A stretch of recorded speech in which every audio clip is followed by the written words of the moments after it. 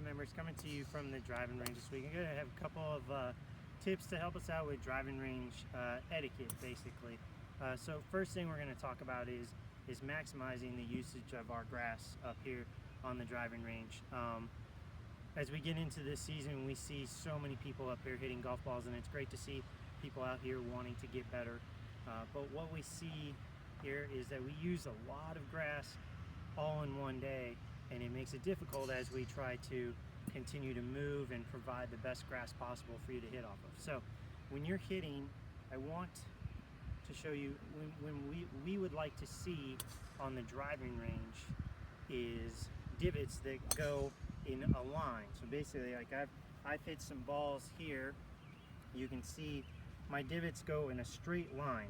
This is what we'd really like to see as to when we're using the driving range, and as you're hitting a wedge or irons, just keep going back in a straight line. If you feel like you've gone back far enough, then go to another area.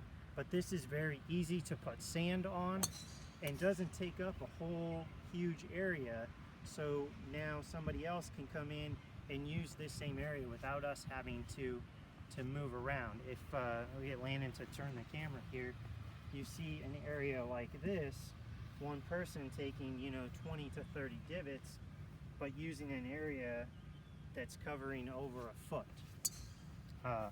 So that's one thing we'd really like to see you do on the driving range when you're hitting and taking divots. One other thing we want to remind you of is that our driving range is shorter than some other driving ranges. It's only about 200 yards from the front of the tee and 220 yards from the mats to clear the net on our driving range. Okay, so many of you players are able to do that. We don't have limited flight golf balls. Our golf balls are regular golf balls that go a regular distance for range balls.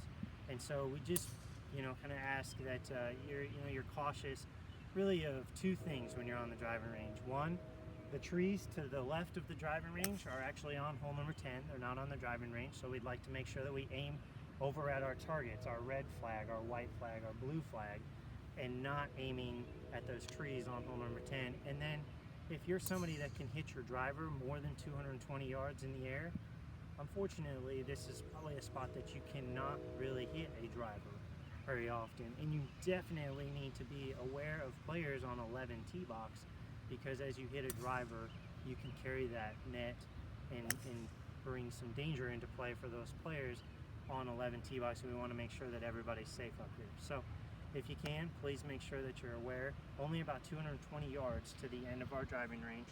And then when you're up here, to help make sure that everybody has as much grass as possible, try to keep your divots in a straight line.